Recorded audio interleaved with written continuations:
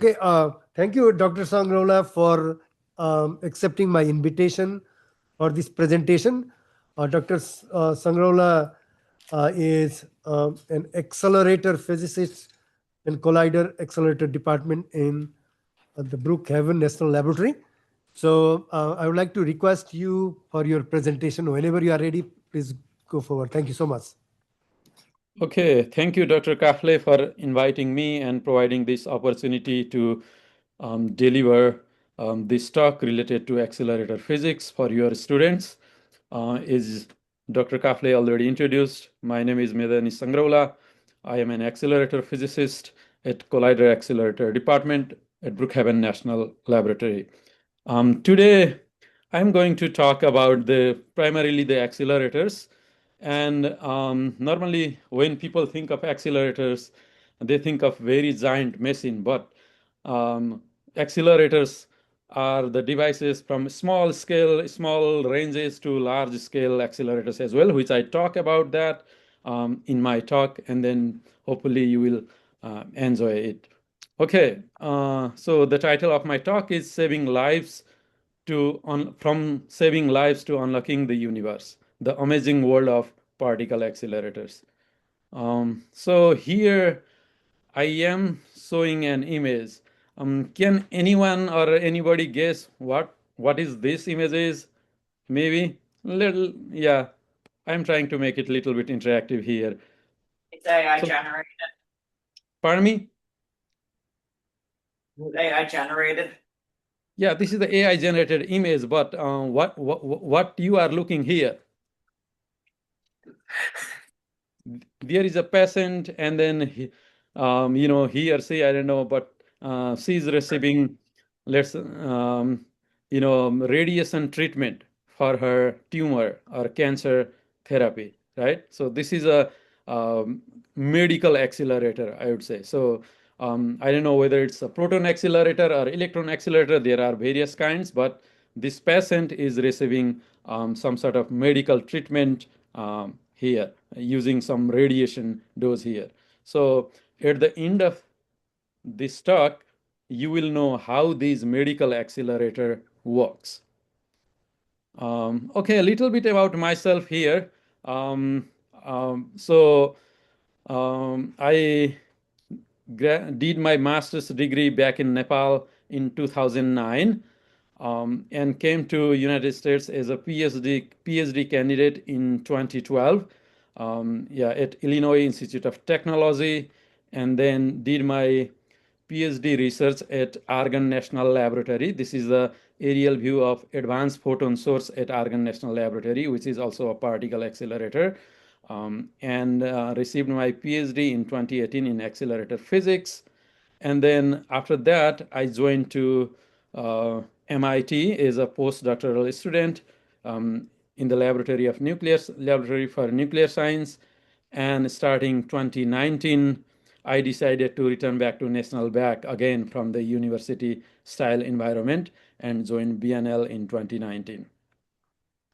Okay, so particle accelerators. What are particle accelerators here? Typically, a device, any device or machines that accelerate charged particles. For example, electrons, protons. There are neutron accelerators. People are talking about that as well. But yeah, these charged particles from lower energy to higher energy. So, so those are the charged particles. And earliest example that we can take this, X-ray tube developed by Ranjan in 1895. This is a picture I have taken from one of the, science museum at Albuquerque. So of this picture. So typically in the X-ray tube, electrons. I might have a cartoon image somewhere. Okay, electrons are produced from by hitting some filament. Let me switch to laser pointer. Okay, give me a second here.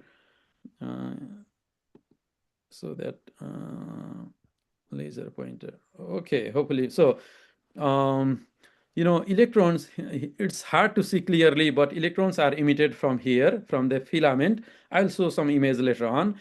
and then they get accelerated by applying some DC potentials here, high voltage potential, and they accelerate towards anode, and then they emit X-rays. So this is charged particles are electrons get accelerated over here. Okay, so we can consider this as an early example of particle accelerator. As I mentioned already, their size ranges from small scale to couple of kilometers or miles. So yeah, I bet everybody has gone to the dentist, and then you have seen small dental X-ray. So this is also an example of particle accelerator in the large scale. So this is here I am showing a SLAC. SLAC stands for Stanford Linear Accelerator, which is a linear means a particle accelerate in a straight line, and then they generate very high intensity, high power, I would say, free electron laser there. So length is 3.2 kilometers. Another example is here you can see large scale. So this is the world largest particle accelerator at CERN, which we called Large Hadron Collider. Its circumference is 27 kilometers. And here is the aerial view of the APS, Advanced Photon Source upgrade, Advanced Photon Source. Here, this is a storage ring. And in terms of geometry, if you classify those particle accelerators in terms of their geometry, then we can say, okay, there are linear accelerator, which has particle accelerator in a straight line, and then circular accelerator, so and collider. So these are the circular machines. These are the light sources, which we call storage ring. Storage meaning charged particles, revolves multiple times here. We can store those charges there.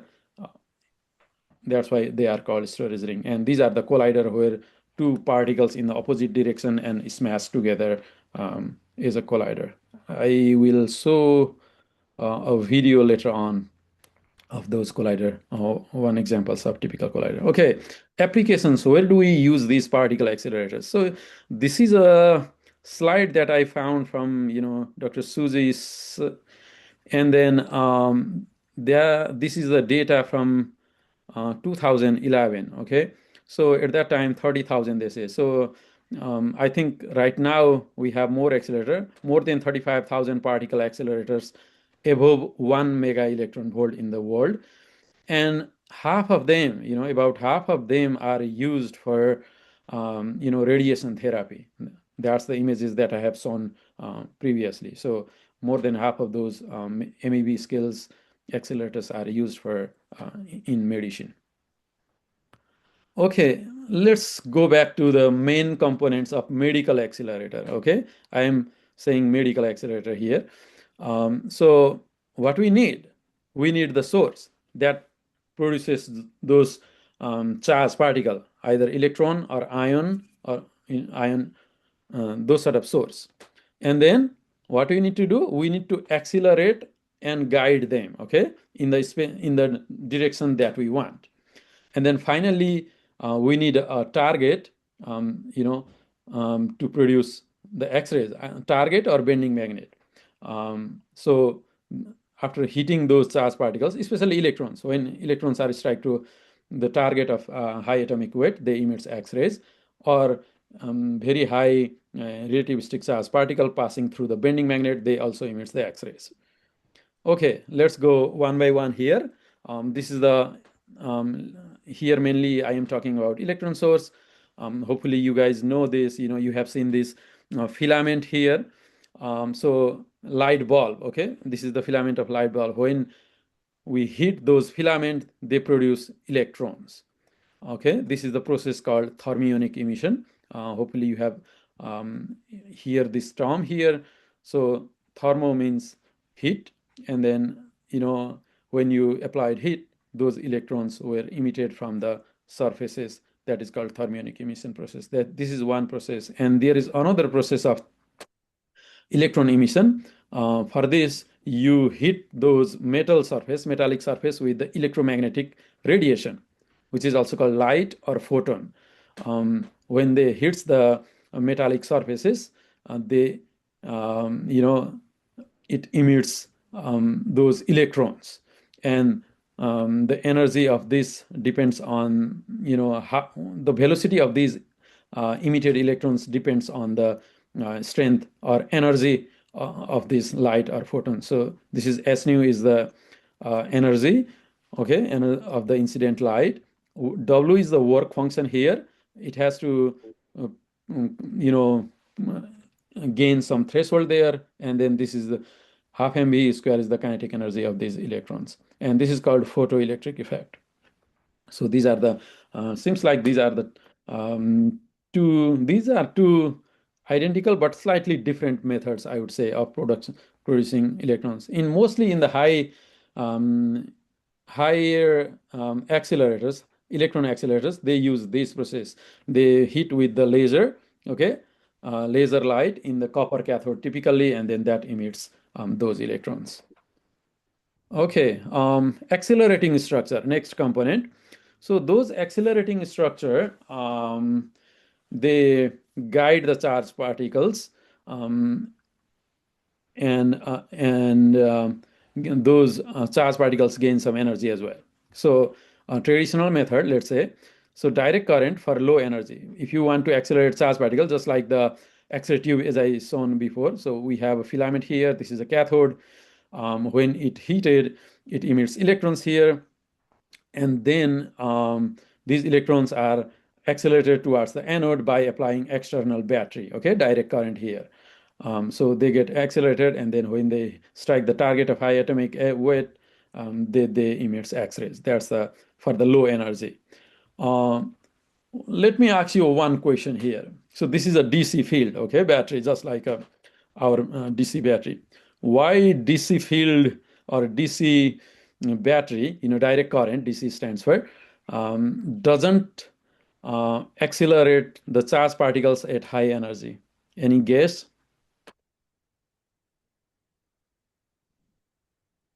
Any idea? Don't be shy, okay? You can speak up. You can guess. It doesn't harm. We don't know. Okay, that's fine. So it's electrical breakdown. Okay, you cannot apply too much or too high DC electric field. It start sparking, and then it breaks down. Okay, so it doesn't work to accelerate charged particles. So higher to accelerate high energy particles. So we have to apply RF field for that instead of DC. RF means AC. Okay, accelerating field here. So there is a specific device called RF cavities. I will show an example here later on. So these RF cavities, where we have these sinusoidal voltage, where we apply sinusoidal voltage to accelerate high energy charged particles. Okay, this is a sketch of the pillbox type of cavity, which is also called RF cavity, where we have a electric field in the longitudinal direction, and then charged particles propagates through and then propagates along this electric field. One thing I would like to mention here is that I will explain this later on. So we have to accelerate. These cavities have a different modes. Okay, so we have to be charged particle can be accelerated in a specific mode only. So we have to be careful. Just like let's say if we have a swing here, and then you are pushing a person sitting on the swing over here, so you have to apply force when the swing is only in this position so that it keeps like a swinging. If you apply force when the swing is there, then you may try to stop the person sitting on here. So you have to push in a very specific when this person in this back position. So that's analogy of the typical mode. So here I am showing images of the two RF cavities. This is a pillbox type of cavity, normal conducting cavity, meaning this cavity performs at the room temperature. And here I am showing 1.3 gigahertz, so higher energy superconducting cavity. This is a Tesla cavity, and the length is about a meter. And how those charged particle accelerators, let me show you cartoon images or animation here. Okay, so this is I got from Sam Posen And here those animation or these rates is slowed down by a lot of factor here, just so that it is visible. So here you see this charge particle, it's coming here, and then you see oscillating field. Oscillating means this sinusoidal field here. And then so let's watch again here, bonds. These are the charge particle bonds. So let's here charge particle comes over here, it accelerates, and then this flips again. The polarity has to be in such a way that we have an electric field in the longitudinal direction, so that those charge particle gets accelerated. So yeah, this is we have to be careful on that to be specific mode. This is something similar to this swing here. Okay, all right, let's move ahead. So okay, so we got now we know how we accelerate charged particles, okay, from lower energy to higher energy. But how do we bend them, or how do we guide them inside the accelerator? So typically we use magnets for that. And till now, most of the high energy accelerators, they use electromagnets, meaning those magnets that we made from applying electricity. How do we make magnet from electricity? Hopefully you heard this law, Biot-Savart law, where if if there is a current carrying conductor, it generates electric field. So that's the basic principle that we use to make electromagnets. And here I am showing an example of dipole magnet. Now it has a north pole, south pole. Magnetic fields are originating from north to south here, just like positive to negative charges. And if we supply a current along the coil here, it generates those magnetic field inside this coil, uniform magnetic field, which is exactly analogous to this dipole magnet. Okay, so magnetic field is from this direction here. So these are called dipole magnets, meaning it has two poles. Okay, di means two. And for the high energy accelerators, as I said before, this force is perhaps you have seen this Lorentz formula. So at high energy, this velocity would be higher, and then magnetic field or magnetic force is the most appropriate one to focus and guide the charged particle. Electric fields is only applied for lower energy. And okay, so here I am showing an images of the dipole magnet, something similar to this, so that we have a uniform field over here. And then when the charged particle passes through this dipole magnet, it bends in the curve. The charged particle bends in a curved path. And one thing I would like to mention here is that this is also a dipole magnet. When those relativistic electron beam passes through this dipole magnet, it emits powerful X-rays in the tangential direction, which we call synchrotron radiation, or simply powerful X-rays. Synchrotron radiation is the powerful X-ray there. And one more thing, okay, so these are the charged particles, right? We are accelerating charged particles, and those charged particles are like a group, like this is a bunch, okay, like a packet of let's say packet of chocolates. You can packets of M&Ms, you can as an analogy. But those are the like charged particles. So there is a Coulomb force. So there is an intra-beam scattering. They repel to each other. That's why we need to focus those beam there. And to focus the beam, we need a special magnet called quadrupole magnets. Quad means four. Okay, so it has 4 poles: north, south, north, south. So that utilizes to focus the beam. And this quadrupole magnet focuses the beam in the only one plane, okay, either horizontal or vertical direction. Think of like a balloon. You can squeeze the balloon in one direction, then it deflates in another direction. So we have to apply these magnets on both planes. So one is a normal quadrupole. There is another quadrupole called skew quadrupole. So those combinations are used to focus the beam along the inside the accelerators. Okay, so let's watch a short video here. I mentioned the main components, how, components of the medical accelerators there, and then let me show you a quick video how these accelerators work, or medical accelerators. So here, what you are looking here. So electrons are emitted from this magnetron. Okay, they are generated, and then they are propagating along the waveguide. Okay, these are guiding here, and starting here we have RF cavities, copper cavities, that normal conducting cavities that I have shown. Those are these electrons getting accelerated, and it's gaining energy. And then when those high energy charged particles bend through this bending magnet, it emits radiation. As I mentioned already, these are called radiation or X-rays, and that's how you are we utilizes these X-rays for the cancer treatment or radiation therapy. Let's watch it again. Okay.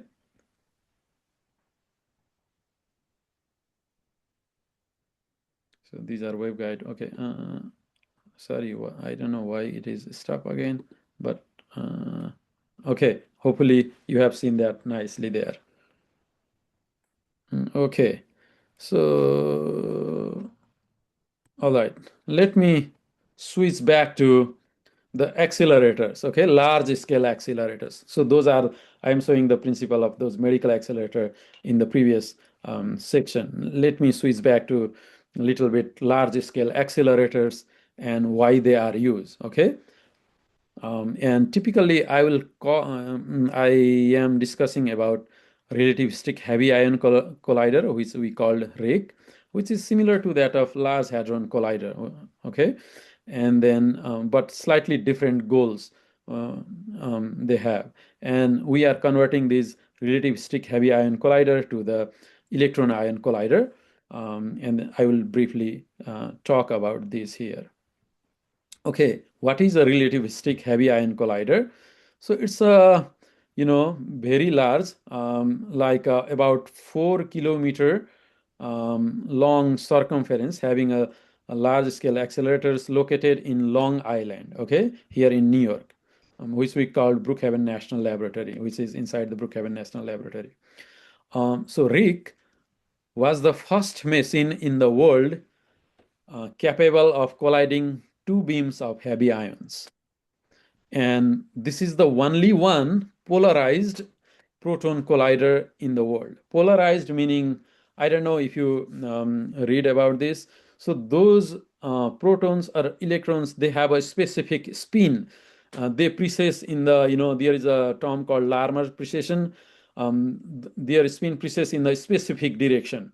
So you can change the direction by changing by tweaking other things here, which I am not going to talk detail here, but you can change the polarization direction.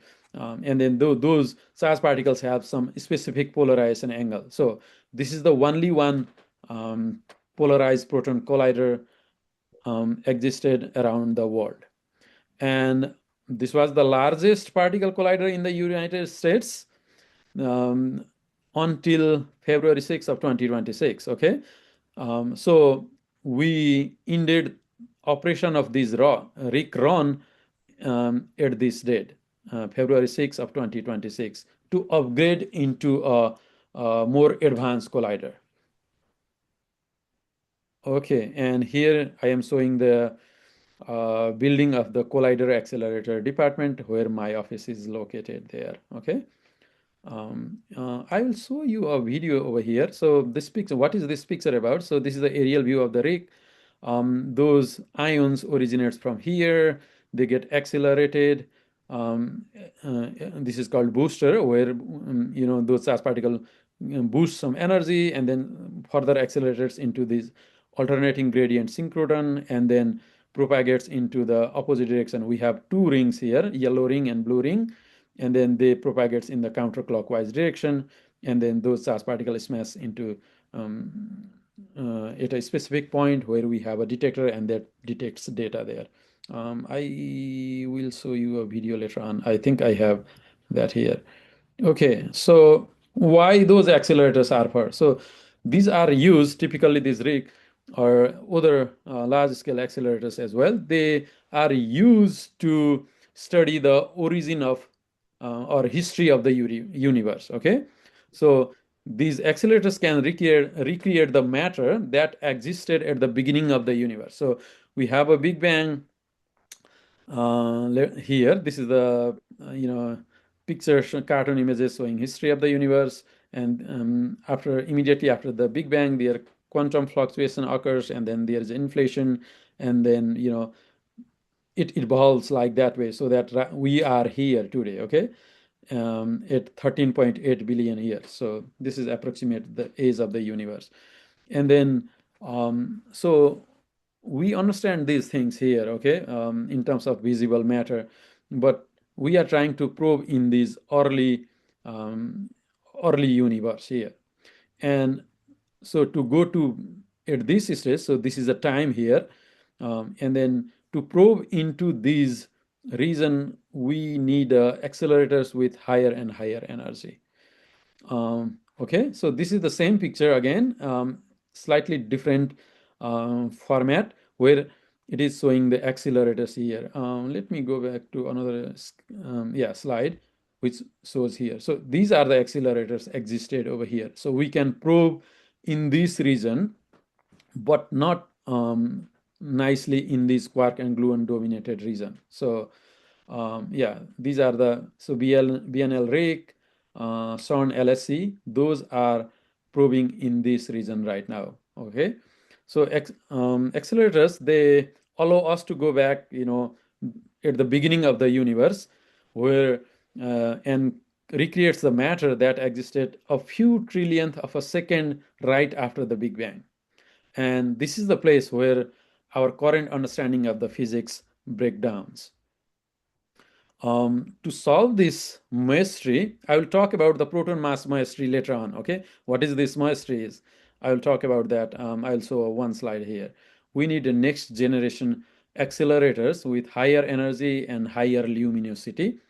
Higher luminosity meaning large number of particles colliding each other, that generates higher luminosity. So to prove this, we need a next generation accelerators. And as I mentioned already, RIC at the BNL is the first human-made machine that can take us back in time to see how matter behaved at the beginning of the universe. Hopefully I have a video here. Okay, so let me show this video, which shows you how Rick is taking back to the start of the universe. Okay, hopefully let me try to play. I think I need to switch back to general pointer here. Okay, no, okay, yes, okay. Oops, my bad.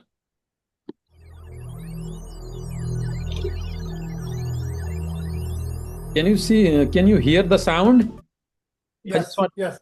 Okay, thank you. Thank you for confirming. Where I grew up in the mountains outside of Portland, Oregon, I could look up in the sky and see thousands and thousands of stars in the night sky. And I would wonder, where did all this come from? I find it amazing that I can rewind the clock and go back and look at what existed in the universe before any of those stars were even created. And we can recreate the conditions of the early universe, and we can study the force that holds together that matter, as well as all of the matter that exists in the visible universe today. I'm Paul Sorensen. We're in the main control room of the Relativistic Heavy Ion Collider, an atom smasher at Brookhaven National Lab. From this room, we steer ions around a 2.5-mile circular track and smash them together at nearly the speed of light. When we collide the ions, it creates a fireball that only exists for 1/billionth of 1/billionth of 1/millionth of a second. A very, very brief amount of time. And the fireball is only 1/billionth of 1/millionth of a meter across. So this is a very short-lived and a very small speck of matter. But with the detectors that we have, we can look at all of the remnants that come flying out from those collisions, and we can trace them back, and then look at the patterns of how they come out to try to understand what the matter was like that created all of them. One of the most amazing things that we've discovered at RIC is that this matter that we recreate is very much like a liquid as opposed to a gas, which many people thought it would behave like before. So it's amazing that this matter, which is 250,000 times hotter than the center of the sun, actually behaves a lot like a liquid. This is what the early universe was behaving like, so we're really peering back and looking at that. This fundamental research brings together some of the smartest people in the world to try to solve some very difficult technological problems. How do you accelerate these gold nuclei, for example, up to such high energies? How do you detect what's coming out from all of the collisions? How do you analyze all the data that's coming out? This leads to advances in superconducting magnets, it leads to advances in detector technology, and it leads to advances in computing. This is also where the next generation of scientists will be trained. And who knows what they're going to go off and do and discover with the knowledge that they've gained at RIC.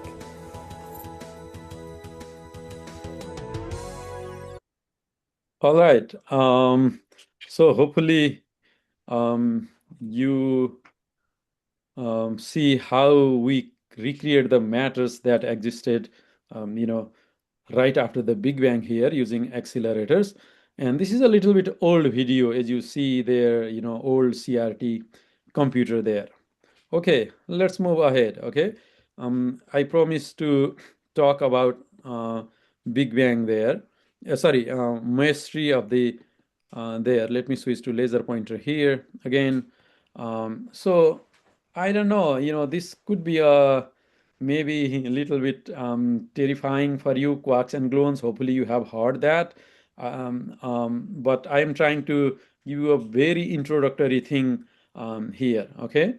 So as we all know, protons and neutrons, they are made of smaller particles, which we call quark and gluons. So here is the image of the standard model of those charged quarks and gluons, showing types of quarks and gluons. We have up quark, down, charm and strange, and top and bottom. So proton has 2 up quarks and 1 down quarks, and neutron has 2 down quarks and 1 up quarks. And so if we add the charge of the proton, let's say up quark has a 2/3 of the charge, fractional charge, and down quark has a negative 1/3, and then that gives +1 here. And then neutron is a chargeless, and so up quark has 2/3, and then these 2 down quarks has a negative 1/3, so that's charge is 0. Okay. And here, what I am talking over here, entirely in my talk, is only the visible matter, okay, ordinary matter, and which is only the 5% of the entire mass of the universe. So we don't know about this dark energy or dark matter. We are just talking about this ordinary matter, which is about 5% of this whole universe. Okay, let's see the hierarchy. Here I am showing the hierarchy of matter in terms of their size. So humans has a size of 2 meter approximately. And if we go to molecule, its size is 10 raised to the power minus 9 meter, which is in the unit of angstrom. Here, 10 raised to the power minus 10 here, okay? And then again, nucleus, very small. Inside the matter, we have a nucleus, very small. And inside the nucleus, again, we have a proton here. Again, further down scale there, 10 raised to the power minus 15 meter, or femtometer scale. And this is the kind of quark and gluons kind of auto scale, auto-second type of thing. So very small. And then while going inside, this binding energy increases, okay? They have a more stronger forces, you can say, in terms of binding energy. And in general, what happens is if you add the mass of these, individual particles, their sum should be the sum of all the, more or less sum of all the particles. For example, let's say I have a brick, okay, which is of 10 kg. If I break them into 3 pieces, okay, random pieces, then if I weight all these three pieces together, their weight should give me somewhere around 10 kg again. But in proton, that's not happening. And one more thing I would like to mention over here is that, to probe these matters into the smaller scale, we need higher and higher energy, because energy, this is one of the formula, energy is equals to hc. H is the Planck constant, hc is the speed of light divided by lambda. Lambda is the wavelength. So here we have a smaller wavelength. So to probe into this, we need higher and higher energy. Okay, so let's move back over here to see the mystery of proton mass. So we know the mass of proton, okay? This is well known. And Dr. Sangroula, we have about 5 minutes for this presentation. Okay, thank I will you. try to speed up, okay? Thank you. Sure. So we know the mass of the proton, and then if we add the mass of these individual, quarks, mass of the up quarks is this one, mass of the down quark is 5 MeV per c square, mass of gluon is chargeless. That is our, not chargeless. They don't have a mass, okay? Zero mass, massless. If we add all of them together, that would be only the 1% of this entire proton mass. Okay, so where is the remaining mass coming from?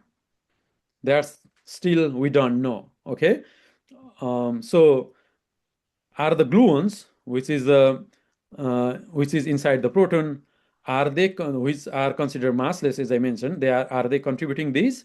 If yes, they should have a very high density to account for missing 99% of the mass.